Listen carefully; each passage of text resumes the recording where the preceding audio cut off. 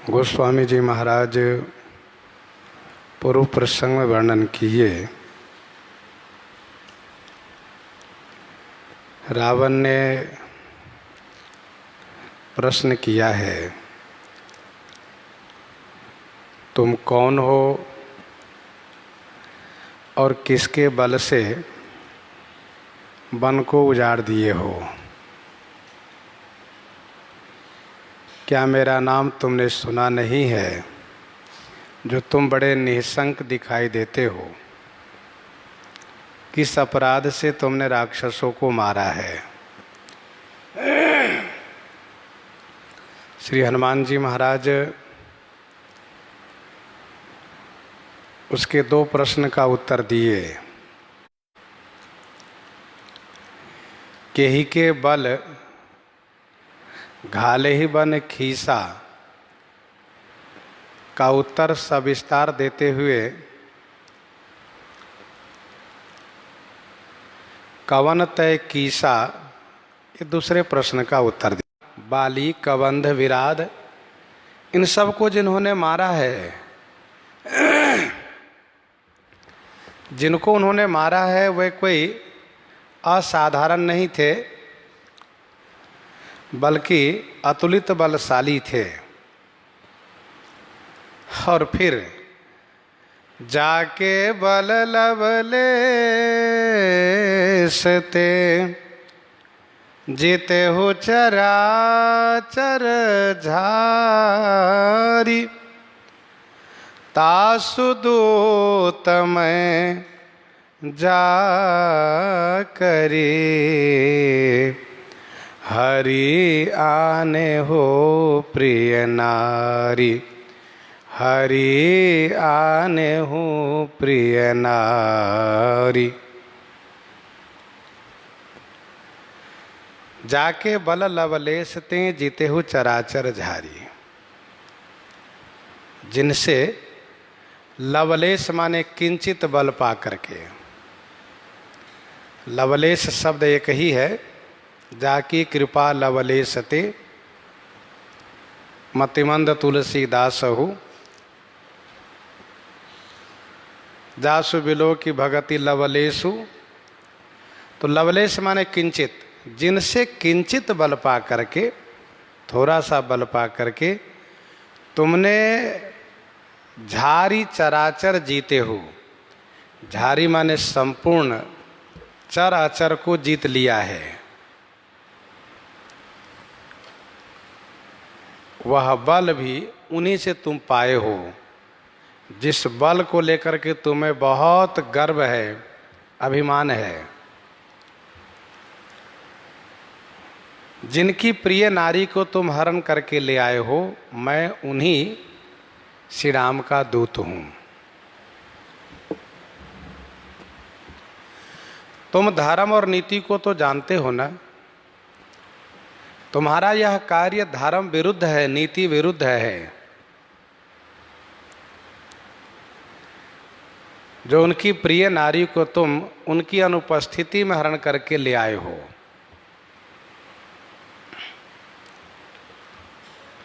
जानूं मैं तुम्हारी प्रभुताई, सहस बाहु सन परी लराई। जानूं मैं तुम्हारी प्रभुताई। रावण ने यह कहा है कि कीधौ श्रवण सुनहि नहीं मोही। श्री हनुमान जी कहते हैं खूब सुने हैं, तुम्हारे बारे में हमने खूब सुना है। केवल नाम ही नहीं, तुम्हारी प्रभुता को मैं जानता हूं। जानूं मैं तुम्हारी प्रभुताई, सहस बाहुसन परी लराई। सहस बाहुसन, सहस बाहु सहस्रा बाहु से तुम्हारी लड़ाई हुई है ना।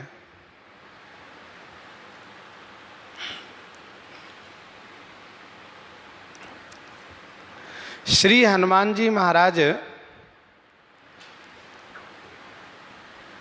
व्यंगात्मक रूप में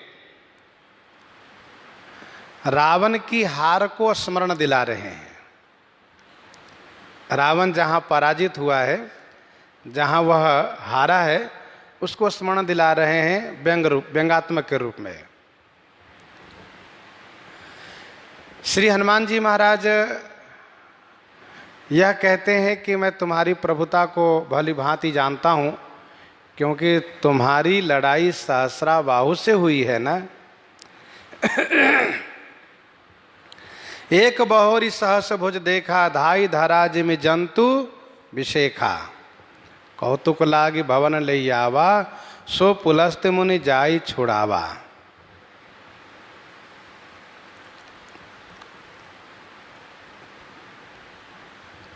श्री हनुमान जी महाराज इस तरीके से कह रहे हैं, रावण को जब लगा कि इसने जो कहा है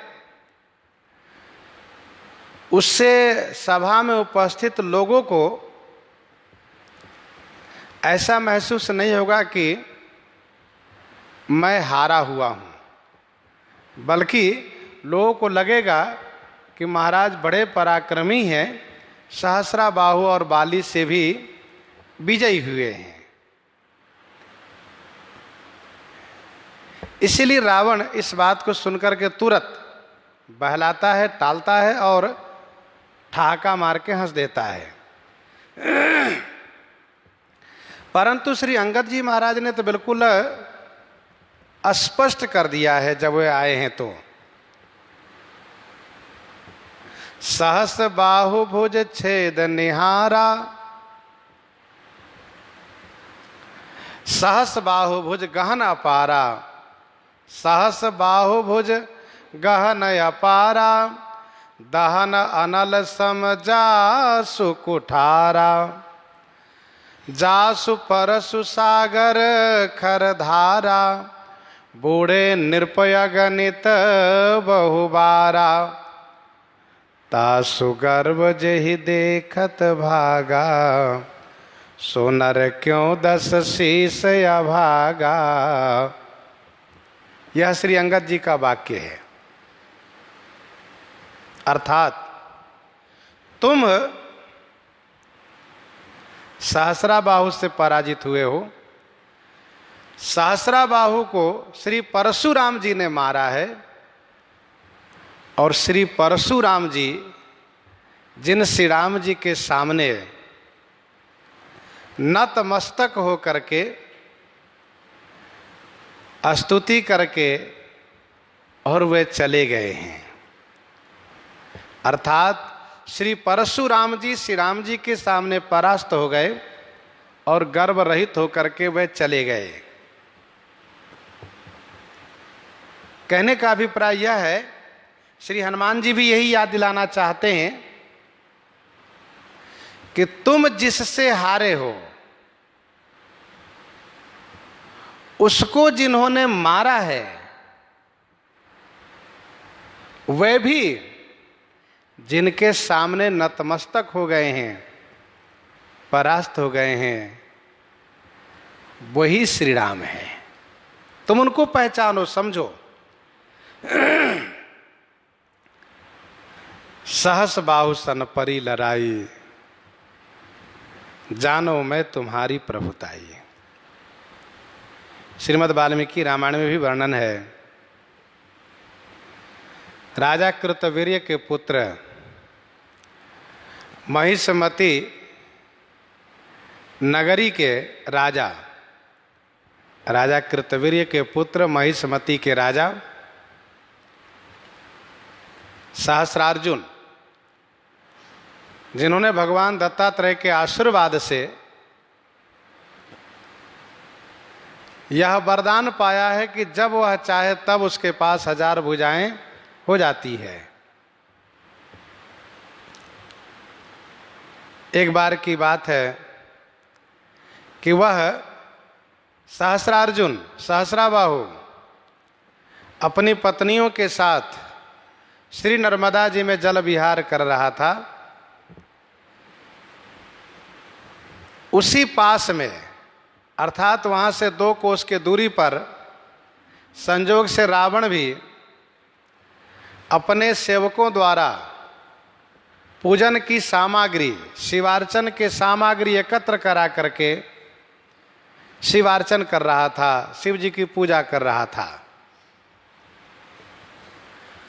सहस्रार्जुन ने अपनी पत्नी को डरवाने के लिए अपनी 1000 भुजाओं से श्री नर्मदा जी की धार को रोक दिया,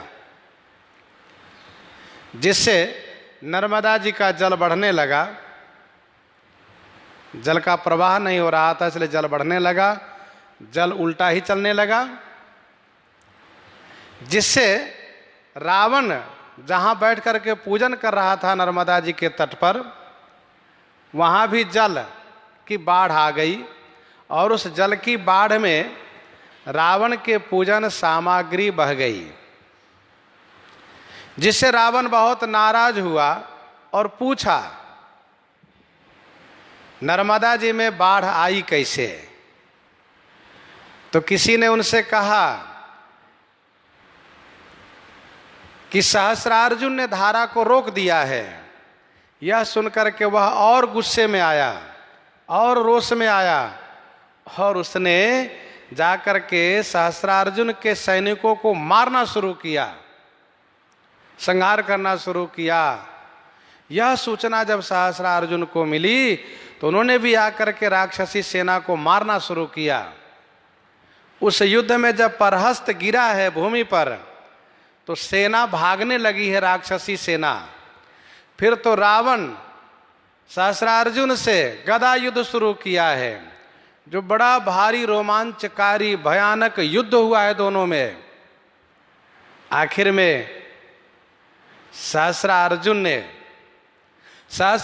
ने इस प्रकार से उस पर गदा का प्रहार किया है कि दशानन अपनी 4 भुजा को भूमि में टेक करके बैठ गया है।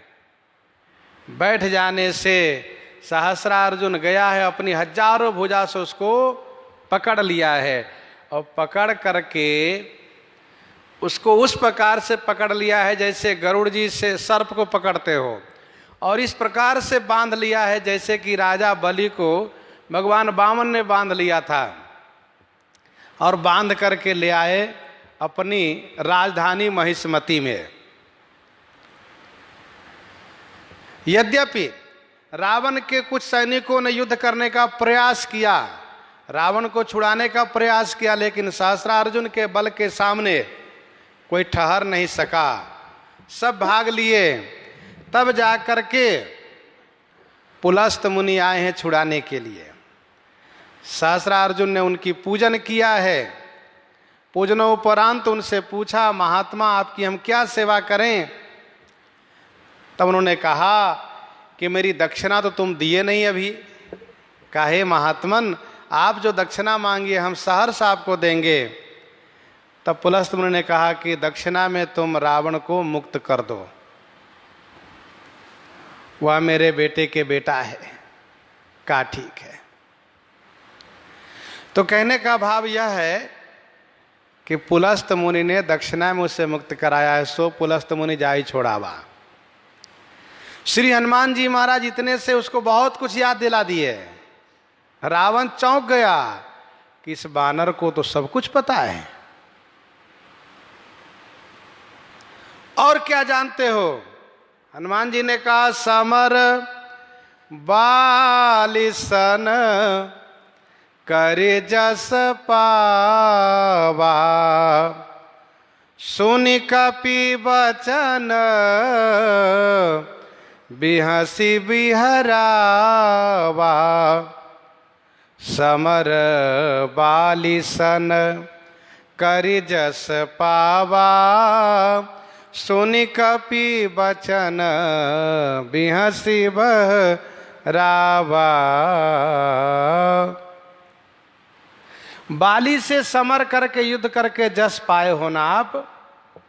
तो रावण को लगा कि अभी ठीक कह रहा है, इसके आगे कहेगा यदि यह तो मेरा फजियत होगा। इसलिए सुनि कपि वचन भी हंसी, हनुमान जी के वचन सुन करके जोर से टाका मार करके हंसा, 10 मुख से खिलखिल खिल खिल खिल खिल करके हंसा और कहा ठीक कहा तुमने बानर, ठीक कहा। अच्छा और आगे सुनाओ, दूसरी बात करो। अब सुनी कवि वचन बिहसी, कवि के वचन सुनकर के जोर से हंसा। बिहसी माने जोर से हंसा और बहरावा माने बहला दिया, बात को टाल दिया।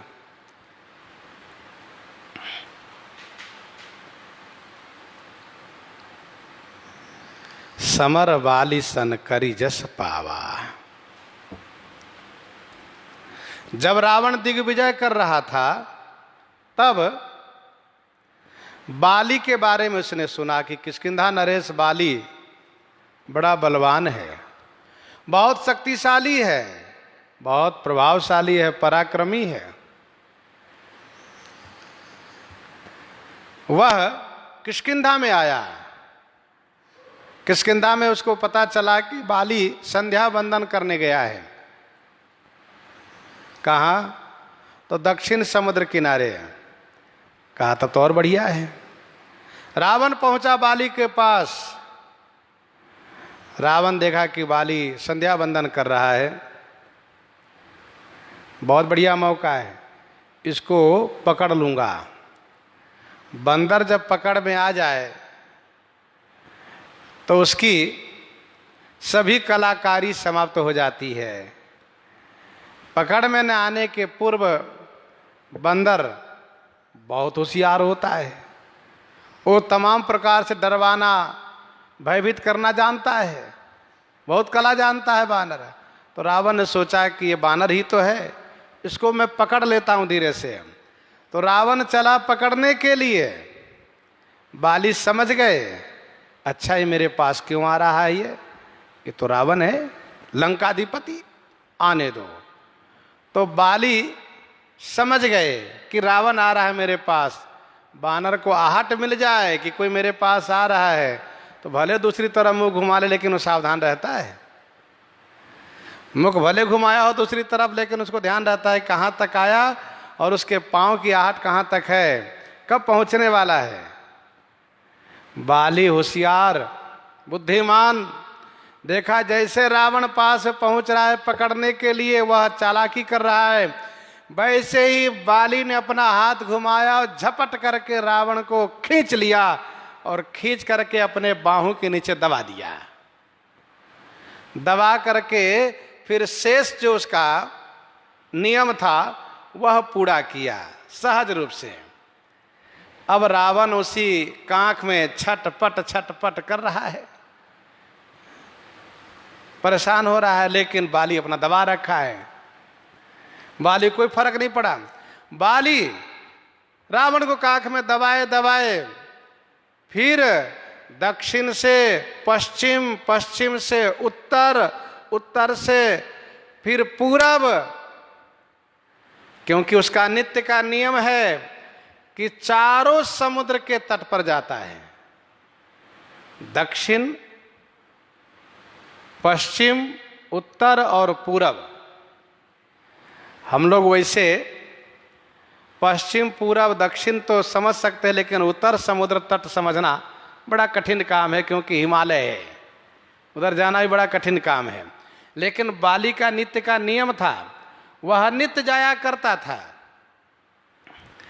तो सभी दिशाओं में जाकर के बाली समुद्र में संध्या वंदन किया और फिर घूम टहल करके आया किष्किंधा में, और भी जो उसका जो नित्य का नियम था सब कर लिया।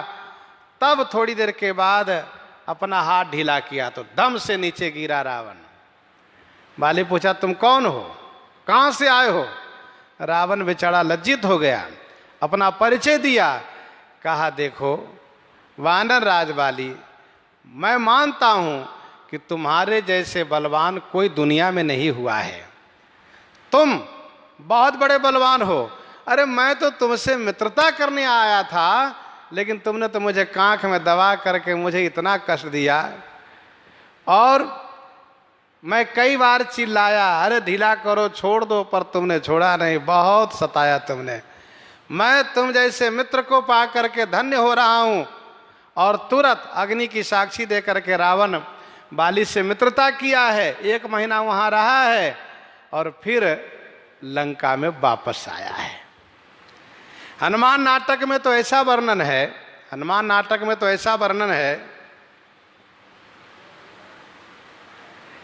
अंगद जी ने कहा तुम भूल गए हो रावण, तुम भूल गए हो मेरे पिताजी ने जब तुम्हें कांख में दबा करके लाए थे तब उन्होंने मेरे पलने मुंह पर बांध दिए थे तुमको, यह समझ करके कि तुम बहुत बढ़िया खिलौना हो, क्योंकि 10 सिर 20 भुजा और मैं बाली नंदन अंगद पैर से ठोकर मार करके और मैं खेलता था, तुम वही रावण हो, दशानन हो। इस प्रकार से हनुमान नाटक में अंगद जी ने कहा है। तो श्री हनुमान जी कहते हैं समर बाले सन करि जस पावा सुनि कपि बचन बिहसी बहरावा। बहरावा माने बहला दिया। हनुमान जी अपनी सावता दिखाए, स्पष्ट उसकी हार को नहीं वर्णन किए। तो रावण ने सोचा कि अभी मेरी इज्जत बची है, क्यों न हंस करके उस पर और पर्दा डाल दूं। रावण ने कहा अच्छा बानर कुछ और बात करो, और बात सुनाओ। तब श्री हनुमान जी ने कहा खायऊं फल प्रभु लागी भूखा, खायऊं फल प्रभु लागी भूखा, कपि स्वभावते तोरे रूखा, कपि स्वभावते तोरे रूखा, खायऊं फल प्रभु। प्रभु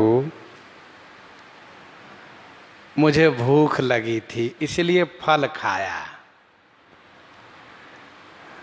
अच्छा ठीक है, तुम्हें भूख लगी फल खा लिया, पेड़ को उखाड़ दिया, पेड़ को तोड़ दिया।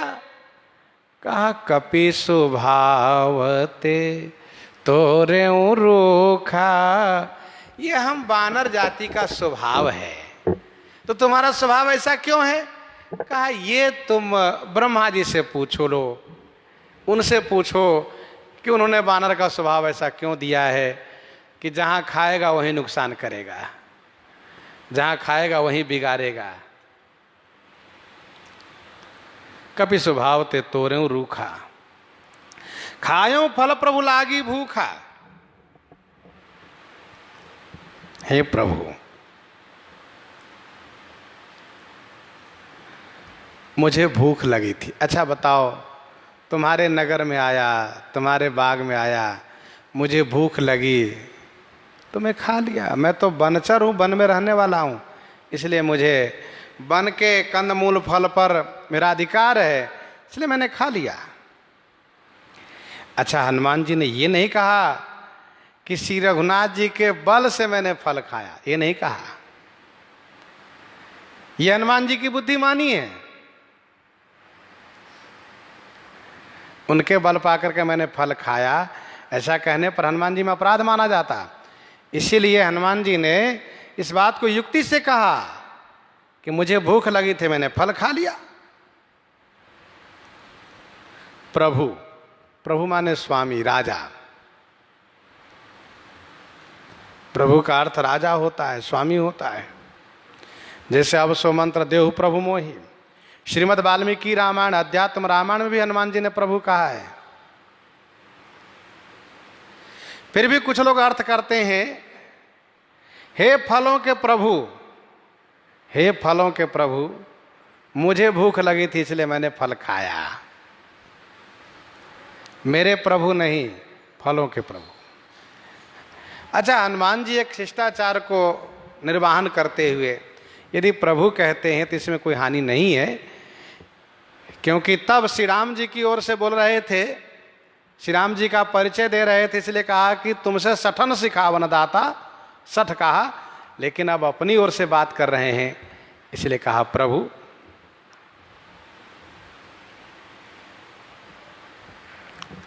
कुछ लोग कहते हैं कि नहीं नहीं, हनुमान जी रावण को प्रभु नहीं कह सकते। तो अभी आपने सुना कि हे फलों के प्रभु, फल के स्वामी। दूसरा संतों ने यह कहा कि मेरे प्रभु को भूख लगी थी, मेरे प्रभु को भूख लगी थी, इसलिए मैंने फल खाया।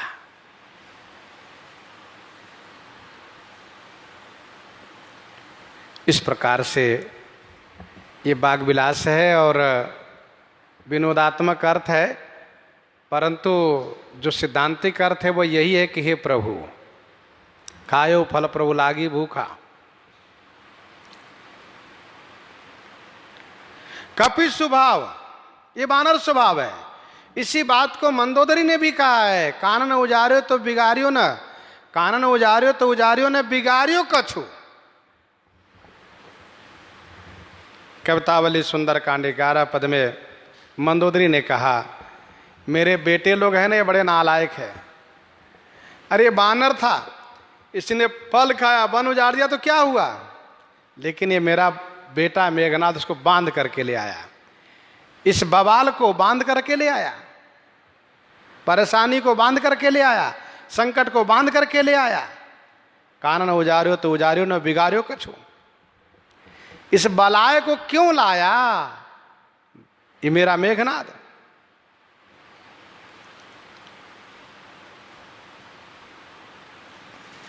अच्छा, श्री हनुमान जी कहते श्री राम जी के बल से फल खाया हूं, तो श्री राम जी का दोष माना जाता है कि बताओ, श्री राम जी का बानर है, श्री राम जी ने उनको अच्छी शिक्षा नहीं दी है, श्री राम जी ने अच्छा उपदेश नहीं किया है, इसलिए हनुमान जी ने अपना स्वभाव पर रखा कि कपि स्वभाव।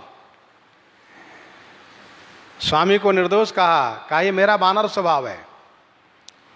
कपि स्वभाव ते तोरेऊ रूखा,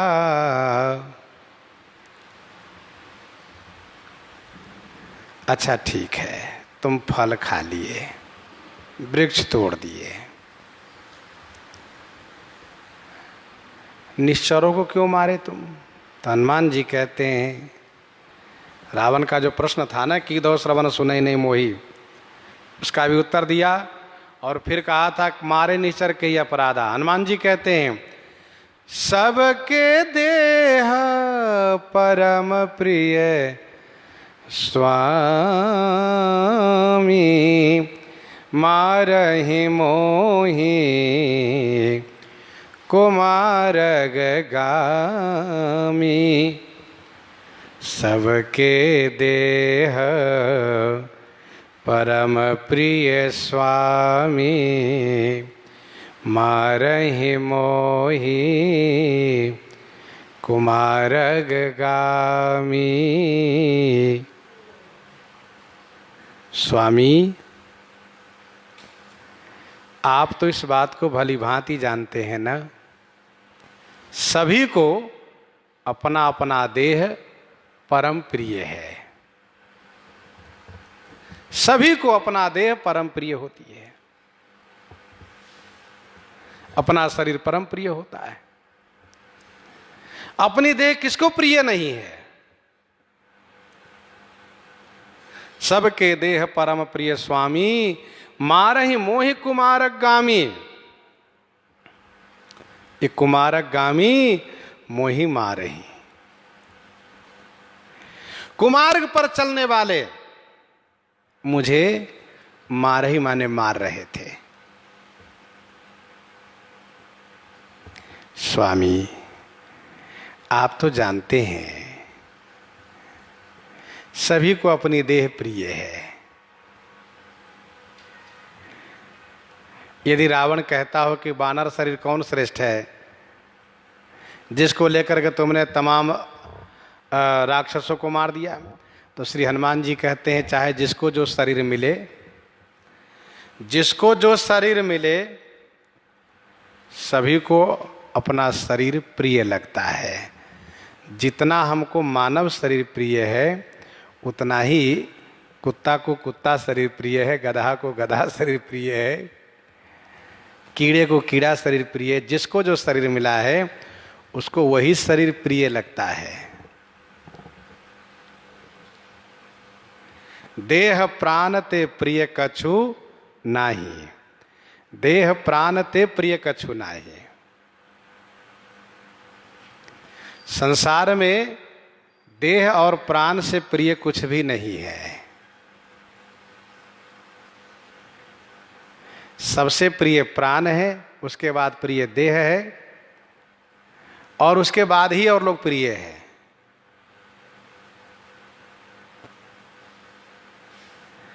देह की रक्षा के लिए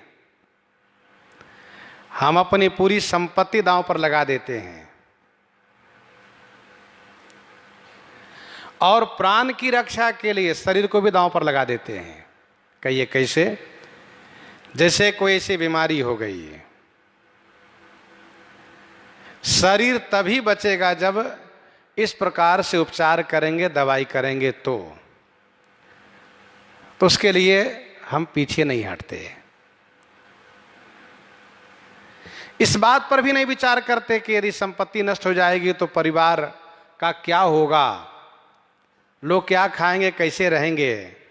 जिन परिवारों को सुखी जीवन रखने के लिए तमाम प्रकार से धन अर्जन किए, सभी धन को शरीर की रक्षा में लगा दिए, और फिर पता चला, डॉक्टर ने कहा सुनो तुम्हें यदि प्राण बचाना है तो तुम्हारा अमुक अंग जो है ना वो ज़्यादा संक्रमित हो चुका है, इसको हटाना पड़ेगा। अमुक हाथ, अमुक नेत्र, अमुक पाँव, इसको हटाए बिना तुम बच नहीं पाओगे। हटा देंगे, काट देंगे, तुम ठीक हो जाओगे। कोई बात नहीं, हटा दीजिए। प्राण रहना चाहिए, शरीर के अंग न रहे तभी चलेगा। तो इससे स्पष्ट हो गया, इस बात को सभी ने अनुभव किया है कि देह प्राण ते प्रिय कछु नाही। और जिसको जो शरीर मिला है सबको अपना शरीर प्रिय है, सभी को, चाहे वो वृक्ष क्यों ना हो, लता पता क्यों ना हो, सबको अपना शरीर प्रिय है। उनको दुख सुख का अनुभव होता है, भले ही ना बोल पावे पर कष्ट उनको भी होता है, सुख उनको भी होता है। बहुत ऐसे पौधे हैं, आप देखिएगा संध्या होते उसके पत्ते ऐसे सिमट जाते हैं, जैसे लगता है सो गए, अब आराम करने जा रहे हैं। ये प्रातः होते खिल जाते हैं। ये उनको पता है कि अब शाम हो चली है। तो कहने का भाव यह है कि सबके देह परम प्रिय स्वामी, सभी को अपना शरीर परम प्रिय है। परंतु ये कुमारगामी मुझे मार रहे थे। मानो हनुमान जी कहना ये चाहते, तुम कुमारगामी, तुम्हारे सैनिक कुमारगामी, सब कुमारगामी हो। रे त्रिय चोर कुमारगामी। कुमार्ग पर चलने वाले को तेज बल बुद्धि नहीं रह जाती है। कुमार्ग पर चलने वाले को तेज बल बुद्धि नहीं रह जाती है। सो तुम भी उसी में से हो। इमी कुपंथ पग देत खगेसा, रहन तेज तन बुद्धि बल लेसा। ये तुम्हारे राक्षस सैनिक भले ही बलवान कहे जाते हैं, लेकिन कुमार्ग पर सब चलने लगे। एक बानर को मारने के लिए हजारों की संख्या में राक्षस लोग टूट पड़े। ये कुमारगामी कुमार्ग पर चलने से तेज बल बुद्धि से हीन होने पर मारे गए। हमने क्या मारा, सब खुद ही मारे गए। सबके देह परम प्रिय स्वामी, सभी को अपना शरीर परम प्रिय है।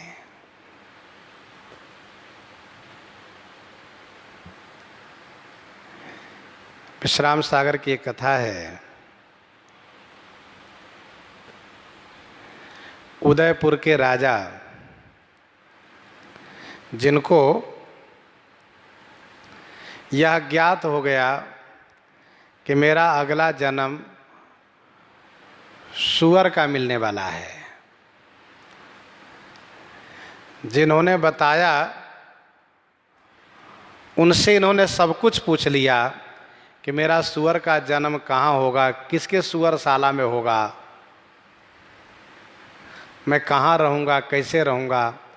मैं ही सूअर बना हूँ, मैं ही सूअर बना हूँ, पहचान क्या होगी?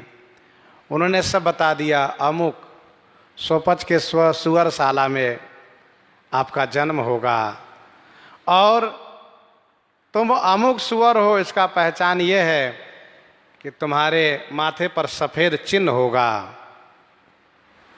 कहा अच्छा ठीक है। बचने का कोई उपाय? कहा कोई उपाय नहीं, विधान बन गया है, तुम्हारा अगला जन्म सुअर का होने वाला है। उसको अब बहुत चिंता होने लगी। उसने पूछा कब मेरी मृत्यु होगी? उसने भी बता दिया अमुक तारीख को अमुक दिन को तुम्हारी मृत्यु हो जाएगी। ये भी सही कहा। तो राजा को लगा दिया अमुक तिथि को अमुक तारीख को मेरी मृत्यु होगी, तब मान लें कि इनकी बात में दम है। और उस समय आया, वो तिथि आई, वह दिन आया तो सचमुच वे बीमार हो गए। तब उसको समझ में आ गया कि लगता है मैं आज मर जाऊंगा। समझ में आने लगा, आवाज सुनने लगा। उसने अपने बेटे को बुलाया, कहा सुनो तुम ये काम करना। क्या?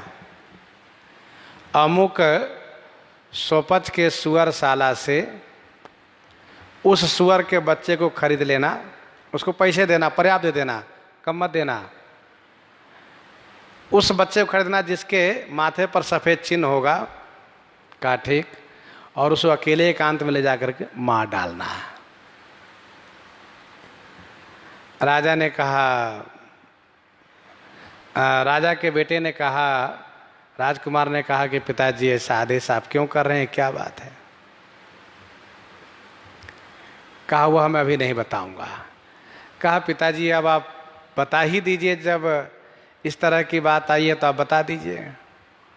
तब उसने कहा कि मेरा कर्म इस प्रकार से बिगड़ा हुआ है कि मैं सुअर में जन्म लेने जा रहा हूँ, इसलिए वो सुअर को मारो, मैं सुअर में रहना नहीं चाहता। वो बहुत निकृष्ट शरीर है, कीचड़ में लौटने वाला वह सुअर का शरीर, मैले कुचले खाने वाला, वो ठीक नहीं, बहुत खराब शरीर है। कहा ठीक है। इधर राजा का स्वर्गवास हुआ, राजा मरे हैं। उधर सुअरशाला में सुअर का जन्म हुआ। राजकुमार ने जाकर के देखा था सचमुच सुअर का जो जन्म हुआ है उसके माथे पर सफेद चिन्ह है। राजकुमार को देखते ही बेचारे वैसे घबराए। महाराज आप? कह डरो नहीं, घबराओ नहीं, तुम्हारे सुअरशाला से एक सुअर मुझे लेना है। कहा महाराज मालिक सब आपका है, जितना चाहे उतना ले जाइए। कहा नहीं नहीं, जो आज पैदा हुआ केवल वही चाहिए। कहा ठीक है, एक सुअर के कई बच्चे हैं, आपको कितने बच्चे चाहिए? कहा वो अमुक बच्चा जिसके माथे पर सफेदी वही चाहिए। और बेचारे ज़्यादा कोई तर्क नहीं किए। कहा ठीक है। इन्होंने उसके बदले में बहुत पैसे दिए। कहा नहीं नहीं मालिक कुछ नहीं चाहिए। कहा नहीं नहीं इसको रखो। ठीक है, राजकुमार प्रसन्न है, खुश है, ले लो। ले लिया उसने। एकांत में ला करके जब उसको मारने की तैयारी किया तब उसने मना कर दिया कि नहीं नहीं मुझे मारो मत। कहा मुझे तो आदेश है आपका। कहा तब मैंने आदेश दिया था कि मार डालना, अब आदेश दे रहा हूं कि मत मारो। क्यों? तब आपने आदेश क्यों दिया था? उन्होंने कहा तब इसलिए आदेश दिया था क्योंकि तब मुझे समझ में आ रहा था कि सुअर की जोनी बहुत खराब है। सुअर शरीर, कुत्ता शरीर, बिल्ली शरीर बेकार है ये, इसीलिए मैंने कहा था। और अब कहा मुझे इसमें बहुत अच्छा लग रहा है, बहुत बढ़िया लग रहा है।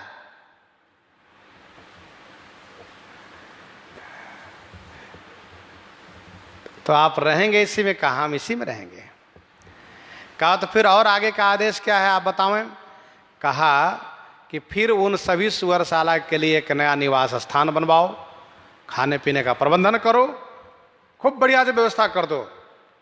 कहा ठीक है। कहने का अभिप्राय यहाँ पर यह था कि सबके देह परम प्रिय स्वामी, सभी के अपना अपना देह परम प्रिय हुआ करती है।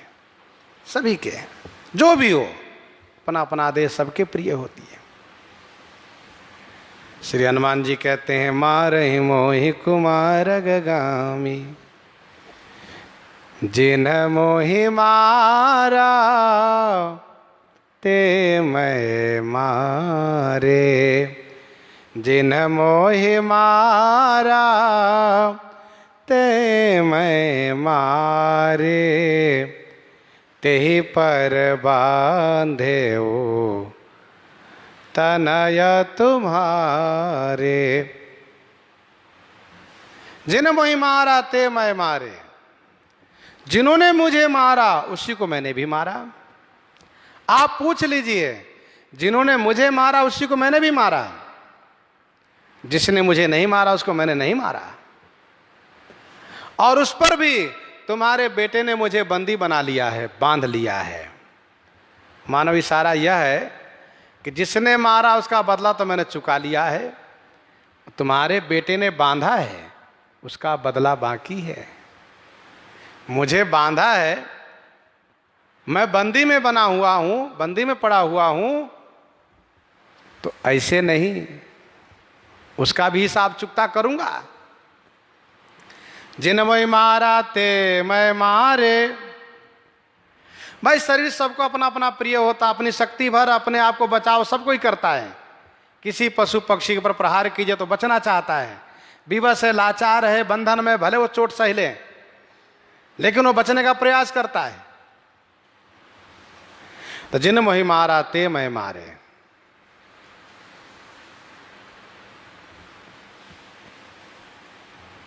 यह नीति है। नीति कहती है जो मारे उसी को मारो, नीति है। ध्यान दीजिएगा, नीति की बात अलग होती है, भक्ति की बात अलग होती है। ये नीति की बात है, जो तुम्हें मारो उसको मारो, सठम साठ्यम समाचरित। जो जैसा व्यवहार करो उसके साथ वैसा व्यवहार करो। पर भक्ति नहीं कहती है, भक्ति के मार्ग अलग है, भक्ति के विचार अलग है।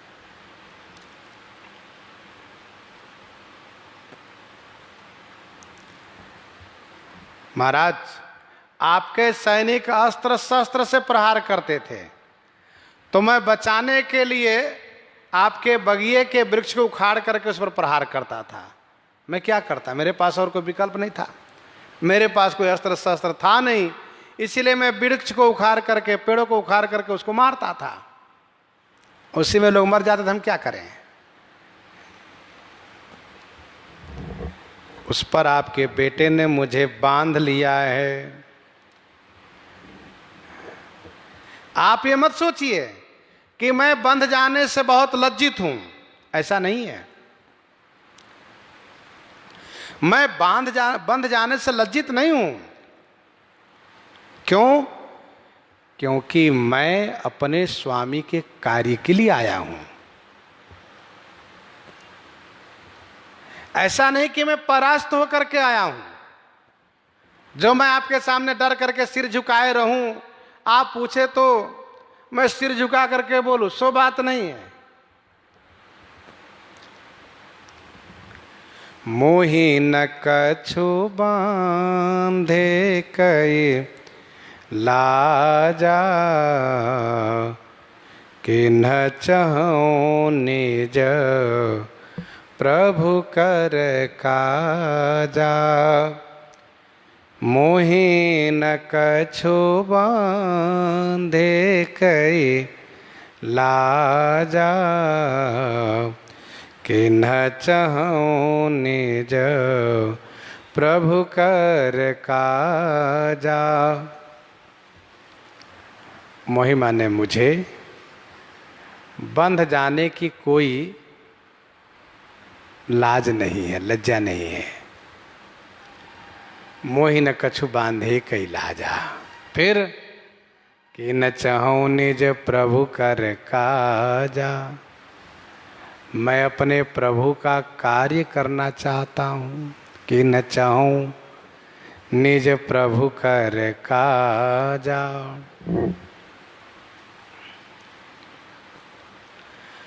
मुझे बंधने की लाज नहीं है। श्री हनुमान जी ये शिक्षा देते हैं, स्वामी के कार्य के लिए कुछ भी करना पड़े तो उस समय लज्जित नहीं होना चाहिए। ये नहीं सोचना चाहिए कि मुझे लाज लग रहा है, ये नहीं सोचना चाहिए।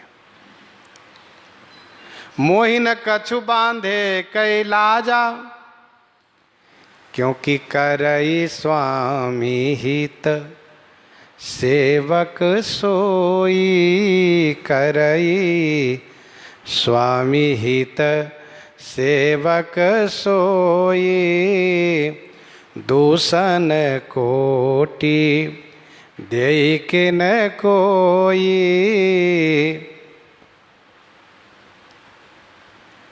स्वामी के हित को प्रधान समझना चाहिए। अपने बारे में कोई क्या कहेंगे इसकी चिंता नहीं करनी चाहिए।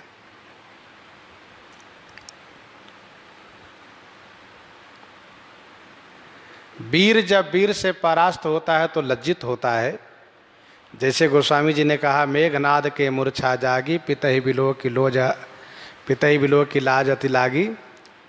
परंतु श्री हनुमान जी को कोई लज्जा वाली बात नहीं है। हनुमान जी नहीं मानते कि मैं पराजित हुआ हूं, बल्कि हनुमान जी कहना चाहते हैं कि मैं तो अपने स्वामी के कार्य के लिए बंद करके आया हूं। इशारा है, मैं अपने प्रभु के कार्य करना चाहता हूं। क्या करना आप चाहते हो? हनुमान जी इसको अभी स्पष्ट नहीं कर रहे हैं। लंका को नष्ट करना चाहते हैं, लेकिन इसको अभी कह देंगे तो लोग सावधान हो जाएंगे, लोग सतर्क हो जाएंगे। इसीलिए ये नहीं कहा कि लंका को नष्ट करना है, बल्कि इतना ही कहा कि मैं अपने स्वामी का कार्य करना चाहता हूं। यदि रावण पूछता है क्या काम करना चाहते हो, तो हनुमान जी कहते हैं कि मैं स्वामी के कार्य में आपसे विनती करना चाहता हूं कि श्री राम जी से विरोध छोड़ दो। और इशारा यह है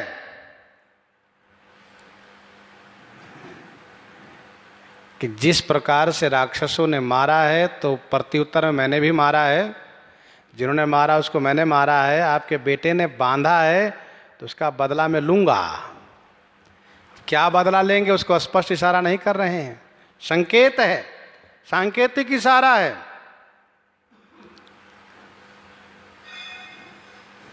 क्योंकि उत्तम सेवक वही होता है जो स्वामी की आज्ञा न होते हुए भी स्वामी के कार्य के अनुरूप कार्य करता हो।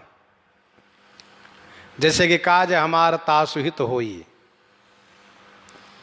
श्री हनुमान जी महाराज ने श्रीमद् वाल्मीकि रामायण में कहा भी कि मैं माता श्री सीता का दर्शन कर लिया हूं, फल खा लिया हूं, जिन्होंने मेरे साथ विरोध किया उसको मैंने मारा भी है। अब मैं आपके सामने आया हूं कुछ आपसे वार्ता करने के लिए, आपको समझाने के लिए। विनती करऊं जोरि कर रावण, सुनहु मान तजी मोर सिखावन। विनती करऊं जोरि कर रावण। हे रावण, जोरी कर माने हाथ जोड़ करके मैं आपसे विनती करता हूं, मान तजी मोर सिखावन सुनहु। मान माने अभिमान को छोड़ करके मेरी शिक्षा को आप सुनो, मेरे सिखावन को आप सुनो। श्री हनुमान जी महाराज हाथ जोड़ करके विनती कर रहे हैं। यह बड़े लोगों का बड़प्पन है कि वे जब शिक्षा देते हैं तो विनम्रता पूर्वक शिक्षा देते हैं, हाथ जोड़ करके शिक्षा देते हैं।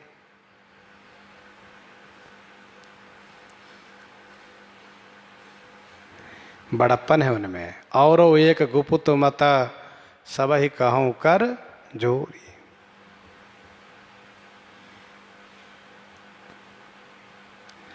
अब विनती मम सुनो शिवा जो मोह पर निज नेह। तो विनती करो जोरी कर रावण।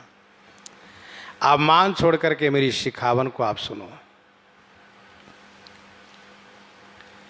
शिखावन सुनने के लिए मान को छोड़ो, क्योंकि मान माने अभिमान, सिखावन सुनने में अवरोध करेगा। आपके मन में बात आएगी कि बताओ, एक बानर होकर के मुझे सिखावन दे रहा है, इतने बड़े विद्वान को। कुछ लोग के मन में अभिमान हुआ करता है, मैं इस प्रकार से पढ़ा लिखा हूं, विद्वान हूं, ये तो मूर्ख है, इनकी बात क्या माननी है, इनकी बात मानेंगे तो हमारी हीनता होगी। परंतु बुद्धिमान विद्वान वही है जो किसी की भी सिखावन को, किसी की भी शिक्षा को ध्यान से सुनते हो। यह कोई जरूरी नहीं है कि हम पढ़े लिखे हैं तो सब कुछ हम ही जानते हैं। श्री हनुमान जी ने कहा, सुनो मान तजि मोर सिखावन, क्योंकि अभिमान सिखावन सुनने में अवरोध करेगा। इसी बात को अन्य लोगों ने भी कहा।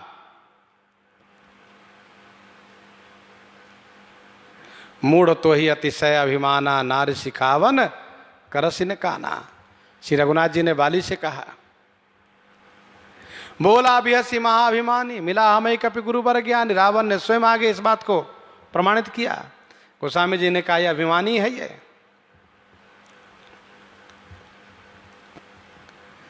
श्री हनुमान जी संत हैं और संत का काम है विनम्रता पूर्वक उपकार करना। उमा संत कई यही बड़ाई, उमा संत के यही बड़ाई, मंद करत जो करई भलाई।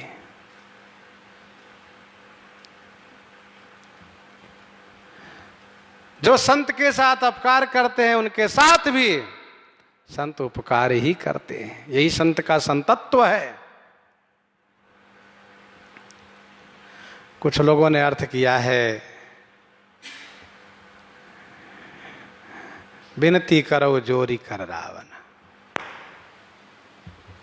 रावण जोरी कर, जोर देकर कह रहा हूं। अर्थ लोगों ने किया, आप सुने रहिए, यद्यपि सब विनोदात्मक है। रावण जोरी कर माने जोर देकर कह रहा हूं, क्या तुम्हें बिना तिये के कर दूंगा, बिनती बिना स्त्री के कर दूंगा, तुम्हें बात नहीं मानोगे तो। भाई देखो, शब्द का अनेक अर्थ होता है। एक शब्द का अनेक अर्थ हो जाता है।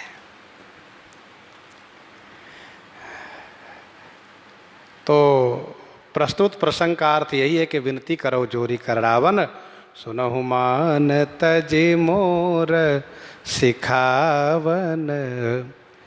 देखहु तुम निज कुलहि बिचारी, भ्रम तजि भजहु भगत भय हारी। तुम अपने कुल के बारे में विचार करके देखो और भ्रम को छोड़ करके भगत भयहारी श्री रघुनाथ जी को भजन करो। देखहु तुम निज कुलहि बिचारी, भ्रम तजे भजहु भगत भयहारी। अपने कुल के बारे में विचार करो, तुम्हारा कुल कैसा है? तुम्हारा कुल उत्तम है, श्रेष्ठ है।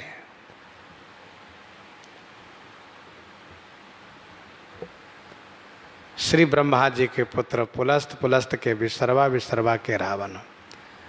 तुम्हारा वंश श्रेष्ठ है, उत्तम कुल पुलस्तिकर नाती। कुबेर तुम्हारे बड़े भाई है। तुम अपने कुल को विचार करके देखो। ब्रह्म छोड़ो, क्योंकि ब्रह्म भजन में बाधक होता है। ब्रह्म तजि भजहु भगत भयहारी। ब्रह्म को छोड़ करके भक्तों के भय हरने वाले श्री रघुनाथ जी को भजन करो। जो भगवंत लीन अवतारा, सुर रंजन भंजन मही भारा, वे भगवंत हैं। जाके डरयति काल डेराई, जाके डरयति काल डेराई, जो सुरय सुर चराचर खाई, जो सुरय सुर चराचर खाई। जाके डरती काल डेराई, जिनके डर से काल अति डेराई, काल अति से डरता है। अथवा जाके डर से जो अति काल है, माने जो महाकाल है, वह भी डरता है। जो सुरय असुर चराचर खाई, जो सुर असुर चर अचर, सुर असुर चर अचर माने चेतन जड़ को खाता है, वह काल भी जिनसे डरता है हमेशा। तुम्हें भ्रम है कि काल मेरे अधीनस्थ है, ऐसा नहीं है। काल तुम्हारे अधीनस्थ नहीं है। काल श्री राम जी से डरते हैं। उमरी तरु विशाल तब माया, फल ब्रह्मांड अनेक निकाया। उमरी तरु विशाल तब माया, फल ब्रह्मांड अनेक निकाया। थे फल भक्षक कठिन कराला, तब भय डरत सदा सो काला।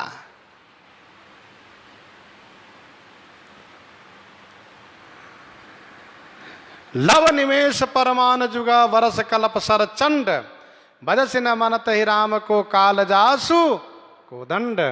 ये समय ही काल कहलाता है, और ये काल, ये समय श्री रघुनाथ जी के अधीनस्थ है। लव निमेश परमान जुगा, वरस कल्प सर चंड।